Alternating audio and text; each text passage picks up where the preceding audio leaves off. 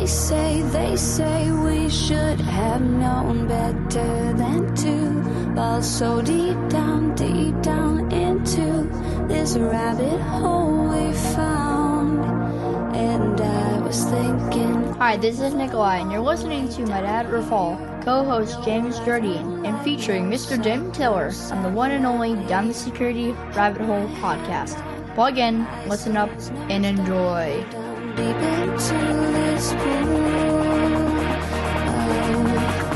regrettable situations.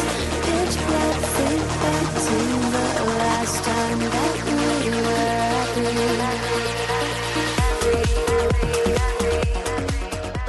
happy. And boom, good morning, good afternoon, and good evening. Welcome down the Security Rabbit Hole to yet another edition of the Down the Security Rabbit Hole podcast, the industry's favorite cybersecurity podcast, going on 715 episodes in a long number of years.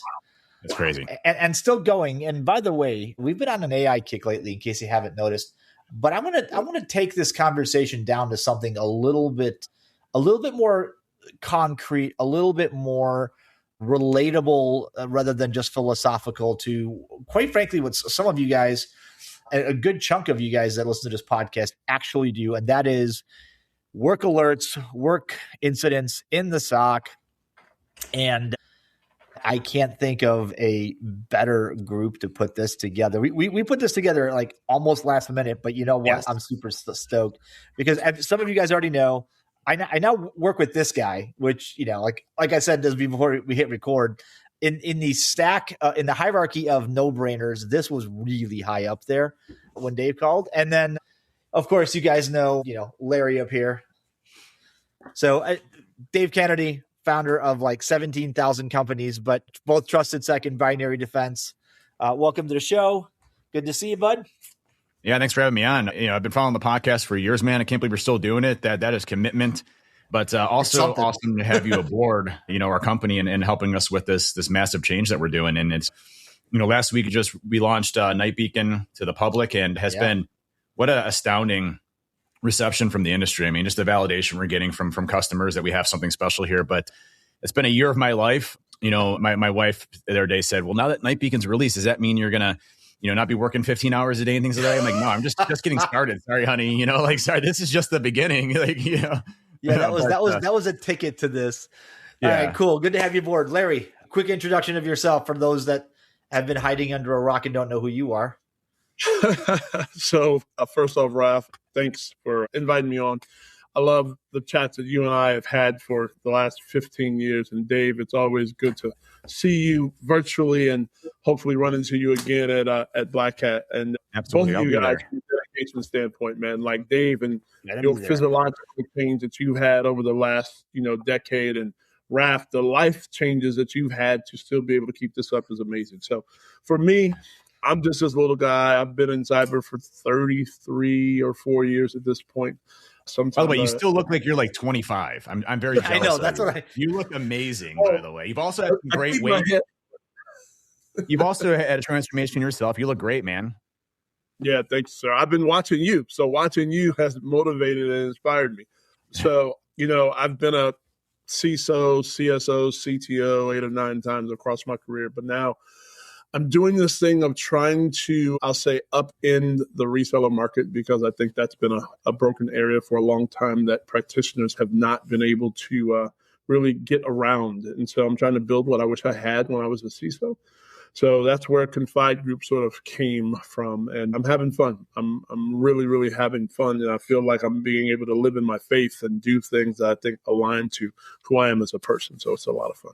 That's fantastic. See, that I know it takes a while for some of us, but like I feel all three of us have finally gotten to that like point where we wanted to be. We control your own destiny.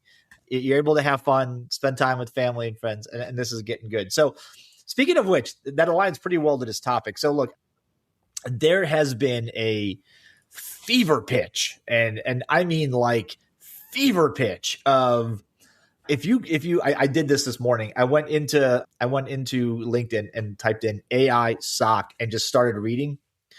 And it was 8:45, And part of my brain after like 15 minutes was like, okay, like you're getting to pour a drink if you keep going.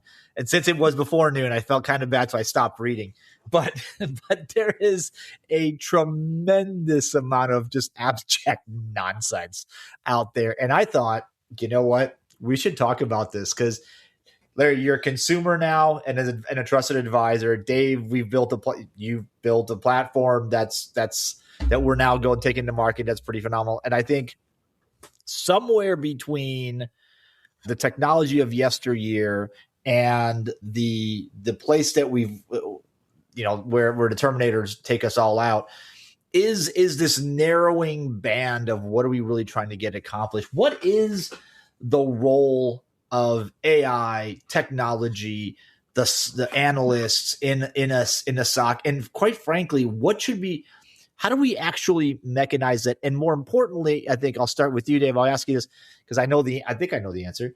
What have we been doing wrong the whole time? Yeah, it's a good question. And this is such a complex subject because I think right now what you're seeing in the cybersecurity industry is complete chaos. We're uprooting everything that we've done. And this is why I think I'm so excited is I'll be honest with you, Larry, Raf, you guys have been in this industry for a long time. Were you guys just like extremely bored with cybersecurity the past 10 years?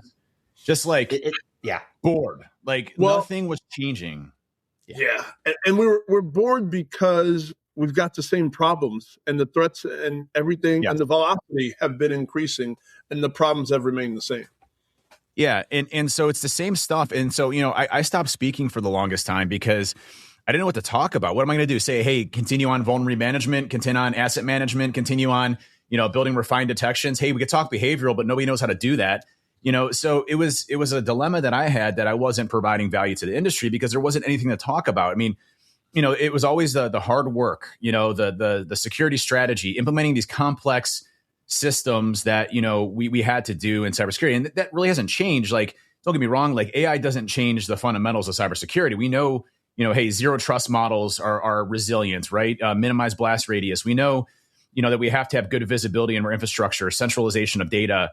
We know we have to do vulnerability management to reduce risk exposure. So those fundamentals haven't changed. What has changed though, to me, and especially around the SOC, is it's always been a signal to noise ratio for us. And it's a very complex ecosystem that you have to do, right? So you have to have an implementation team that is continuously going through, looking at your log sources, making sure your parsers are correct, making sure you can normalize the data, and then applying detection engineering, on top of that. So you really need 3 different skill levels in many cases in that environment just to get to that specific state, right? Then on top of it, you have, the alarms that get kicked out, and then you have to have analysts that are trained to be able to investigate those. And generally, most alarms that get generated don't have enough data in it to make a clear determination on whether or not something's good or bad. So now you're having to kick over to different systems. You're having to write queries. You're having to analyze it. You might have some tools to help speed that up, to parse through the data so you can, parse it interpretly very easily.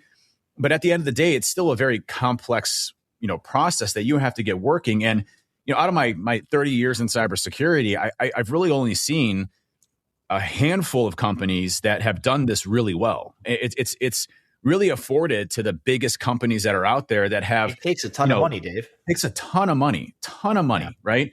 And I will say I have seen some really amazing small businesses. Listen, small businesses, if you talk about all the penetration tests and red teams that have done in the history of trusted sec, the small businesses are the ones that always give me trouble because small attack surface, easier to lock down, harder to find that needle in the haystack. And so, but detections have always been afforded to the very elite. And what's changed drastically in what I see with AI, and this is what we were talking about before the podcast started, Larry, is we're at a pendulum swing now where we can use AI to really help the human make very quick determinations on if something's good or bad. Because AI isn't magic, but what it does do very well is its ability to integrate into systems, interpret data, and give you those results back very quickly with predefined things that you can do ahead of time, right? And so, at Binary, we're still leading with the human in the loop aspect of things, but we give the analyst everything that is needed within one central pane of glass to make a determination from the beginning to the very end of remediating that issue and making sure there's full transparency around all the actions that occurred during that period of time. And, what that's allowed us to do is one, we had talked about the complexity of parsing, implementation work, detection engineering. That's gone now. We have the ability to create universal log parsers. So if an API changes, doesn't matter, still normalizes the data. With AI, you can say, hey, what's my confidence in this technology? And if I don't understand this technology, leverage RAG and start researching, this technology to generate training data to be smarter in this technology in the future. So you've taken one complexity out, right?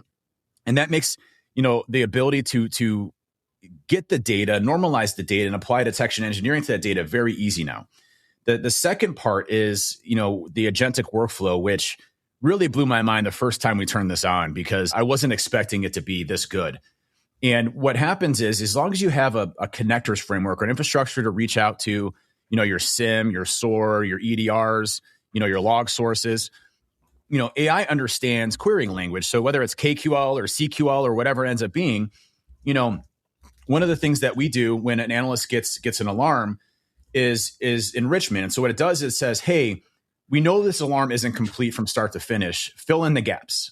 Fill out everything that's missing in this alarm. Because a lot of times alarm might have the original command that was executed, the running processes that were in the individual area. So fill in the blanks and it'll go through and build a whole narrative around everything that was missing, give the story. And it also creates malicious hypothesis and benign hypothesis, meaning, what are the probabilities that this is malicious? What are the probabilities that this is benign? So giving the analyst, full control over the scenarios to understand what's actually happening. And then, being able to do that agentic workflow, being able to dive into all the systems and create a full timeline of everything from initial access to post-exploitation scenarios.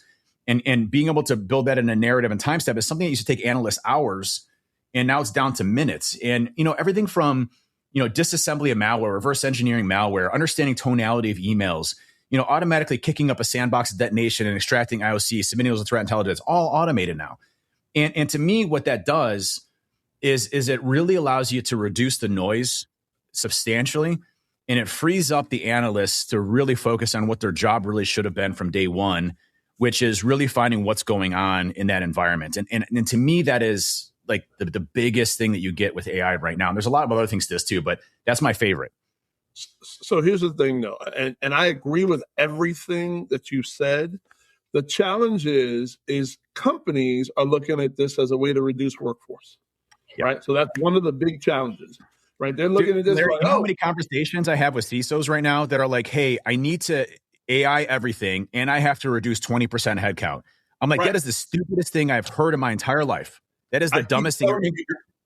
It's so dumb. This is not a workforce reduction. This is helping them be better, quicker. So now you can get the faster decisions, right? Now, in theory, right, could you potentially reduce one or two positions? Yes, but ultimately you should be leveling those positions up, right? Where now, I never had enough detection engineers, right? I never had enough threat hunters. Right? There's a number of areas where you can actually, provide extra capability because you're leveraging different skills that that the people that you had in those positions. Now, okay, I've automated some things that are making these people more efficient. So now maybe I don't need 10 people here, but I might need some more people over here. This is not a people replacement thing. And that's the part of this that's pissing me off around AI. The other piece is a lot of the things you said, Dave, you hear everybody say. The marketing engine in cyber has become an echo chamber. It's insane, right? Insane. And everybody is saying the same thing. And I've 3 years ago, I did RSA bingo, and I got so tired because every place you went, it was the same thing. I'm like, I'll never do this again. Like it has become maddening. And now we're walking into Black Hat. Black Hat is another version of RSA just in Vegas at this point. Yep. Yeah. 100%. Absolutely. All of this conversation. And so when I talk to practitioners, they're confused. They are confused about what's real and what's Memorex. They're confused about what does human in the loop mean versus not, because every time they talk to someone, they get a different definition, even though they're all saying the exact same thing. Right. And so for me, looking at this from a C-level perspective, right? Looking at how do I help CISOs be better? How do I help them understand, right? They've got a remit to exactly what you said, Dave.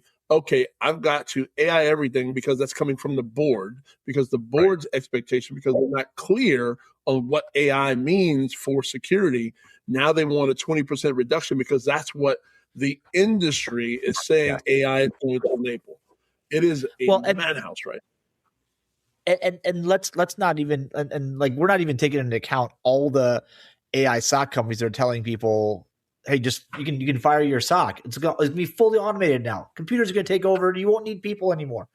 Like there's a part of me that listens to that and says, do you actually believe what you're selling? Because like how do you rationally put that to the market? Tell somebody that with a straight face, knowing that what you're selling is complete nonsense. We've used these products, at Binary a year ago, the whole market was like, you have to have an AI story. You have to have an AI story. And if you look at the AI story that any company, 99.999% of them were using, they were just taking alarms and they were popping them through ChatGPT or, Anthropic, and they were enriching the narratives. That's like ground zero of this. And this is what all the marketing is built around. But if you look at these autonomous SOC companies that are out there today, it doesn't reduce complexity. It increases complexity in their environment, right? And yes, some of the things are neat around the agentic workflow areas that you can do. But, to your point, Larry, I used to do this thing. Every presentation I would give for like 4 years in a row, I would have people raise their hand and I'd ask this simple question. Does anybody here feel that they have enough security budget and enough people to deal with the threats and the risks that you're facing? And I never had one hand ever raised, right? So we're always behind on our security objectives. We're always behind on what we're trying to do because security strategy takes a long time. It's very complex. You have 3-year roadmaps and you have another 3-year roadmap and you have another 3-year roadmap because things change.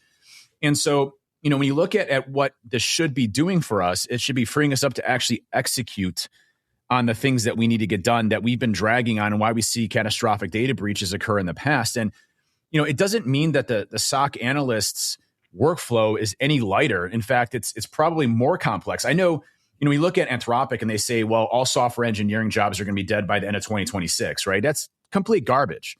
Complete garbage.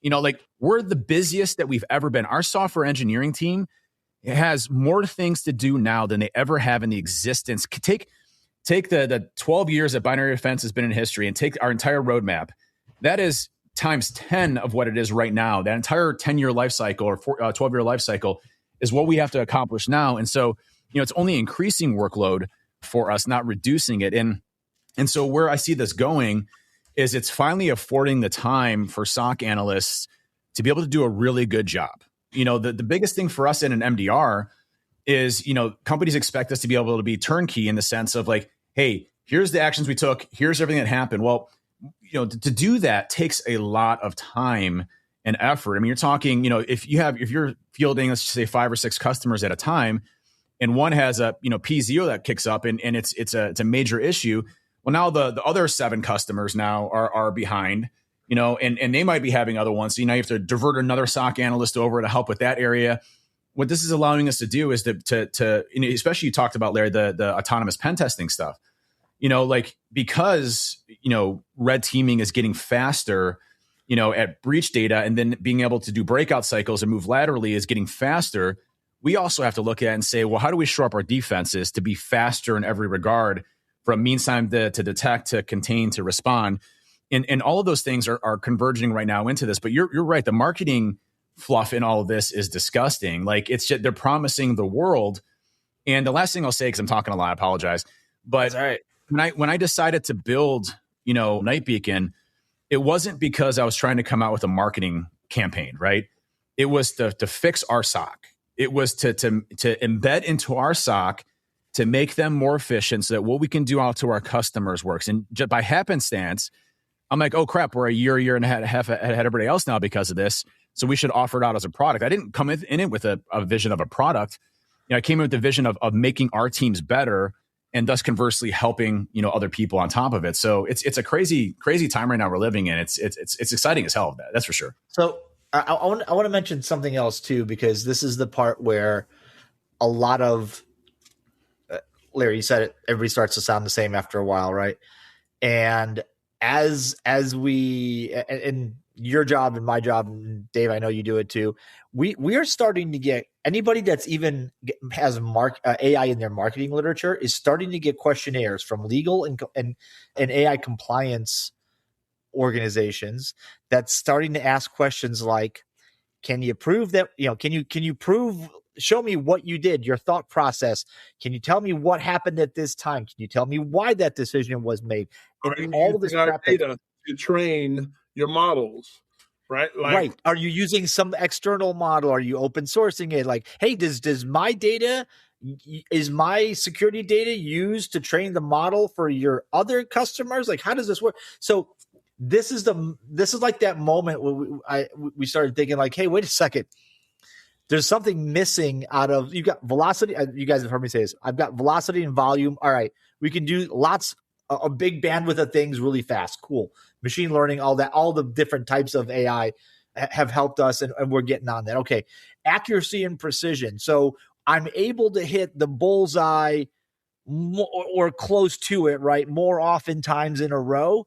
And that's getting better, right? That's where a lot of these vendors, where everybody seems to fall off. Is you're like, great, now give me clarity and transparency, and everybody, I like, again, part of my search, everybody seems to go, yeah, no, that's not an AI thing, because AI, this magic model over here, just got to trust me. And regulators are going to go, no. So you have to have the ability to explain, show your, like, this is why. This is the sole reason why I got through college in my physics class, not because I knew any of the answers, but because I could show my work. And the professor was like, yeah, generally he knows how this was going to work, although he can't do math. So, but what partial credit. You have to show your work. It doesn't matter if you get to the right answer or not. You have to show your work, right? And so is it auditable? Are you making this data that all this training, does it come locally? Does it come from somewhere else? Where does the data go? All that's super, super important, because financial regulators are asking these questions, right? Who's got access to my data? This is going to be, I mean, I can see it coming now, because with the massive hasty move to all these models and outside data sources and all that, this is going to become the next big source of data breaches, and it's going to be ugly. Well, I don't know if it's going to be the source of data breaches. For me, the reality is when you think about IP and you think about privacy and you think about all of the things related to data, of where you had walls that your data was built around, and as we've migrated to the cloud, right, and now data exists in a lot of different places, and now you talk about taking this data and utilizing it in AI models. What does that look like? And now when you're talking about an AI model being on the back end of a technology that you then integrate into your company, what does that then look like? And how is that data? Is it obfuscating it? Is it not? Is it storing it? Is it not? Like, what does that mean holistically? Like, I've got teams that go around and do a tools rationalization assessment. And the data that we capture about their tools and about their environment and about how configuration and all that thing, every one of them ask, what are you doing with this information? Where are you storing it? Where are you, right? And so we literally, all of our artifacts live inside their environment, because we don't want to have the liability of that sitting inside of any portion of our environment, right? The outcomes, the findings, and all of those things. We don't want that liability, right? But it's a thing. So when you think about that in an area of what you can't see, like, I don't know where this is going. I don't know where this is going. I'm not going to say it's going to lead to more data breaches, but it's leading to data. It's going to lead to more data breaches. It's going to lead to more data breaches. There is no question. And I mean, like, look at just complexity. I'll give you an analogy here. So the social engineer toolkit that I wrote, which was one of the most popular social engineering exploitation frameworks, I spent 7 years of my life writing that, right? Like on airplanes, hotels, just dedicated my life to that. And if you look at the code base for that, it ended up being around 1 million lines of code for 7 years. Okay, that's a lot of code, right? But if you look at what we're able to produce now, I mean, people are writing million lines of. I mean, just this weekend, our dev team wrote 1 million lines of code in 3 days, right? So there's so much complexity being introduced into these technologies that there is literally no way that our attack surface doesn't grow and increase. And if people think that, hey, do a bug review or security review leveraging AI is great, why don't you type that same command in again? And it's going to find more things. And type it in again, it's going to find more things. Type it in again, it's going to find more things. So we are entering an era where, you know, these highly complex systems are going to have massive exposures. And, you know, I mean, some of the, you know, frontier models have done a decent job on things like prompt injection and stuff like that, but it's nowhere near foolproof. I mean, if you're all of them are still leveraging RAG to go out and get data, and you get a bad source in there, and all of a sudden your code base is compromised. You know, and then on top of it, now you have, you know, we always complain about shadow IT. Now every organization shadow IT. I mean, they can literally develop a CRM app in marketing for a person that's never coded a line of code. So this introduces so much complexity to our security programs. And the last thing I want to hit on is cost. So what people don't understand is, okay, you want a 20% reduction in headcount, and you want to add all this AI stuff in. By the way, all this AI stuff is all token subsidized, meaning they're burning through cash at all of these frontier models. So it's going to be super expensive, you know, in a year or two. So you're either going to have to go and build your own, you know, GB300 or H200 infrastructure in your own data centers with your own models from China, which, you know, that runs into its own regulatory requirement issues, or you're going to have to really limit the usage of token utilization in your environment for very strategic objectives. And so, you know, talking on what you had said before, Raf, on the training data, one thing we did within Night Beacon is we create, so because it's our own infrastructure, it's our own models, we use 0 frontier models, period. We're outperforming frontier models by about 72% right now. Because we use, the way we design our infrastructure and architecture, we use classifier models to do the brunt of the work. So classifier models you can run off a CPU, and they're heavily trained on you know, malware, threat intel, you know, queries, you know, analyst workflow. So classifiers cost us virtually nothing. And then we apply a generative AI model just to build a narrative on top of that, which is very cost effective, right? But the crazy part is, well, we do need customer data to make our models better, right? Because if we didn't have customer data, then our models are going to be dumb. And I can throw stuff like the MITRE ATT&CK framework in there, but it's not going to understand customer enterprise environments. So one thing I did is I created a synthetic data extraction layer, which will take the behavior of an alarm or a situation, we call them situations, culmination of alarms, the actual situations occurring, your incident. And what happens is if the model needs better training in those areas, it generates synthetic training data that has no customer information whatsoever. It's just based on the behavior of the attack that occurred.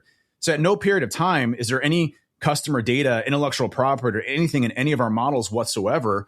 And it just allows the you know, customer assurance, you know, that we're not using their data for training in our models. We're using the scenario, the situation, the behavior of what that attack occurred to make our models smarter. So, you know, we've thought from the ground up of like, how do we ensure, one, if binary defense, God forbid, I'm knocking on wood as we speak, has a data breach, that our customer information isn't compromised as part of that. And two, how do we meet the regulatory requirements, you know, for our customers to ensure that their information is protected? The last thing we can do is we have configurable models. So you can use our shared collective model, which is our brainchild, right? That's our smartest model ever, right? You can use a closed model, meaning it's only trained off of that customer's infrastructure. And then you can use a no training model, which means we don't use any of your information for training in any way. So it's very flexible on the customer's regulatory requirements and what they're comfortable with, because we were able to build it from the ground up, which, you know, no one else is doing that. They're leveraging frontier models. And by the way, frontier models are fantastic, but they're generalists. They're not cybersecurity experts in any way, shape, or form. Mythos is not a cybersecurity expert. It's great at taking in data and extrapolating that, but you give it an alarm, it's not going to know how to do agentic workflow. It's not going to know how to reach out to those systems, interpret that. It's not going to know what a log in this customer's environment looks like. I mean, it can give you some base analysis that it extracts out of there based on its research, but at the end of the day, it's going to underperform with things that aren't specifically trained on that organization's environment.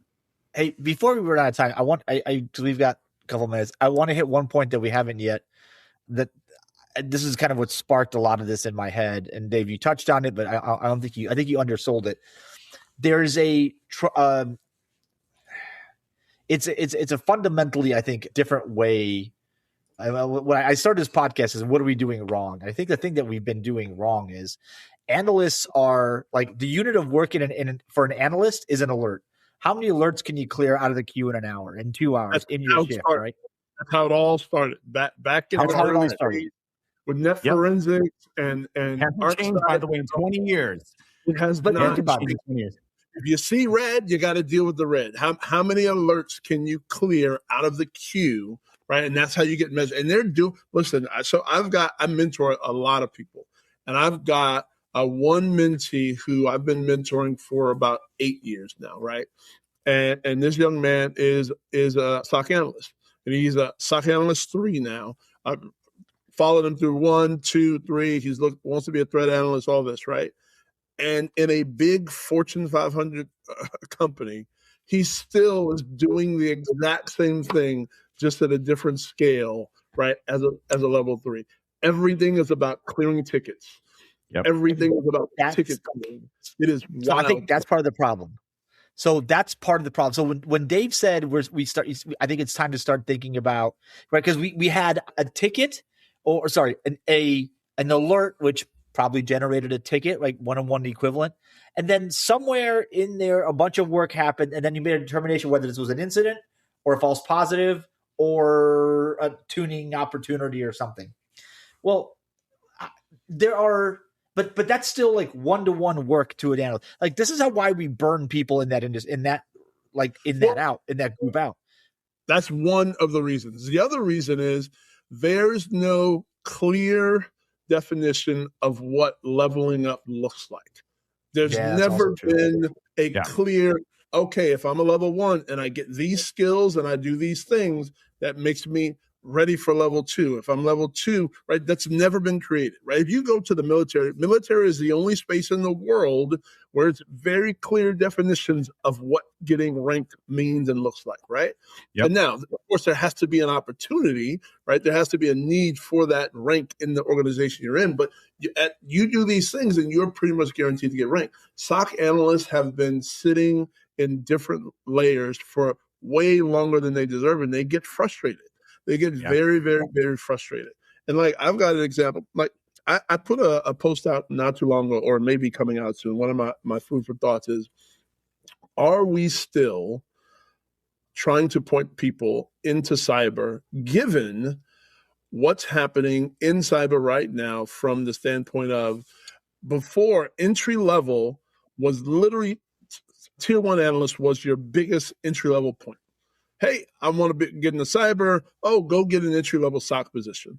Because the SOC is one of the areas that is getting automated the most, right? People are like, I can't find a job because so many companies are saying you got to reduce headcount, and everybody's starting at that. So is this even a space that we're pushing people towards anymore? Because it is, my daughter is working on her master's in cyber. From when she graduated 4 years ago with her bachelor's, she was unable to find an actual entry level one job. And I'm like, I don't know how to help her, right, in this, because the industry is just so upside down at this point. I would flip that. I 100% agree with you, by the way. I've always struggled with kids that are coming out of college and how do you get them into this field? You either have to know somebody, or, maybe a major corporation is doing an internship program, but they'll get 5,000 submissions, and they're hiring 2 people. And so, the problem is like, we don't have a good career path right now for new people in this industry. It's always been a problem of ours. So, companies want already skilled 5-10 years of experience in these areas. There's never any room for the ones that are just, getting out of college and have a good base depth, but don't have any practitioner skills in there. And so, but I do think AI can somewhat change that slightly.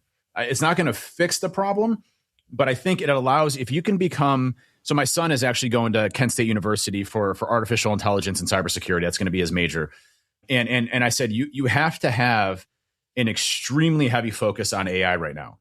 Like, everything you do has to be AI centric.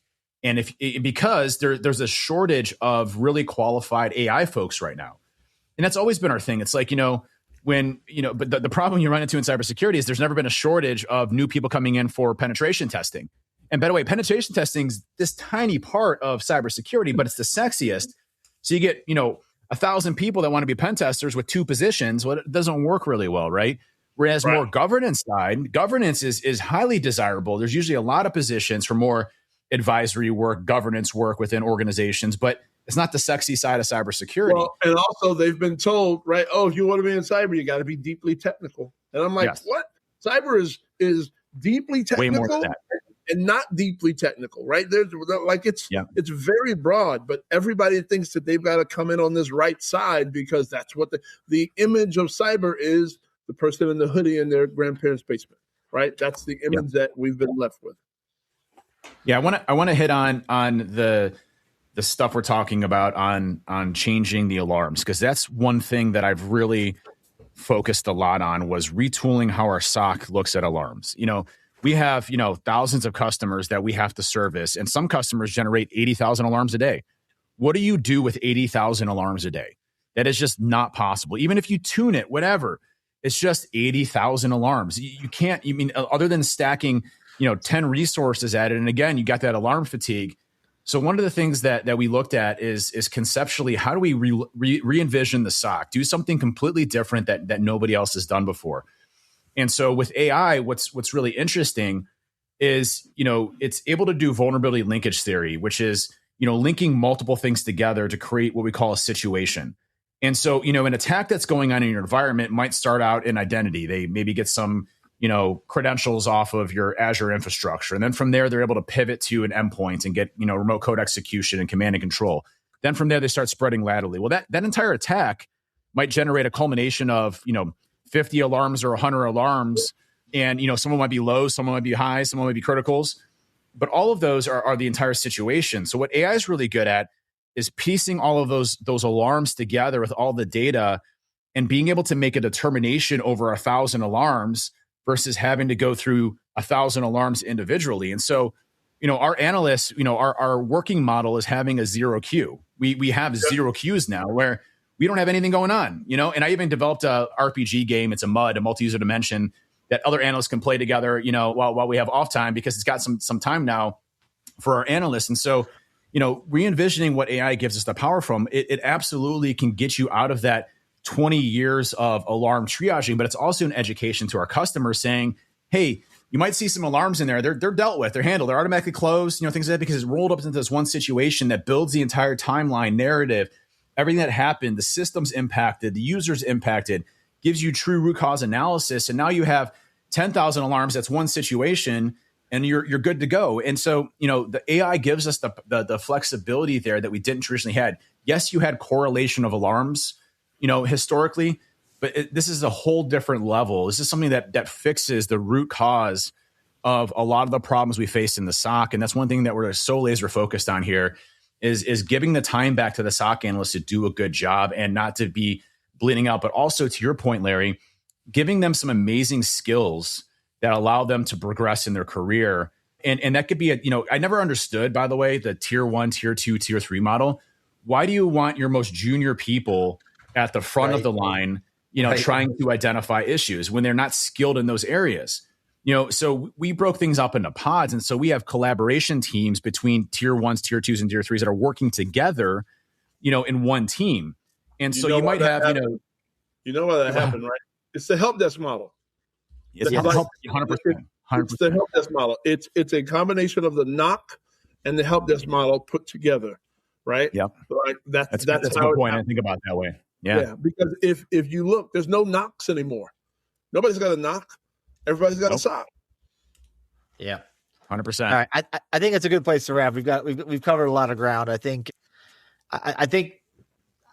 things are changing. I think they're hopefully changing for the better. The thing that I would argue is there's a ton of nonsense. If you're gonna investigate this section of the market, as you guys have just heard listening to us, be very skeptical. Ask for proof. Ask for transparency, and if nothing else, like the new unit of work has to be something other than tickets and alerts, as Dave's pointed out, and how you group them and all that stuff. So a lot of good stuff coming, but I think this is the start of an interesting conversation. Larry, Dave, thanks for joining, guys. It's been a pleasure. Of course. I'll see you guys in Vegas. Yeah.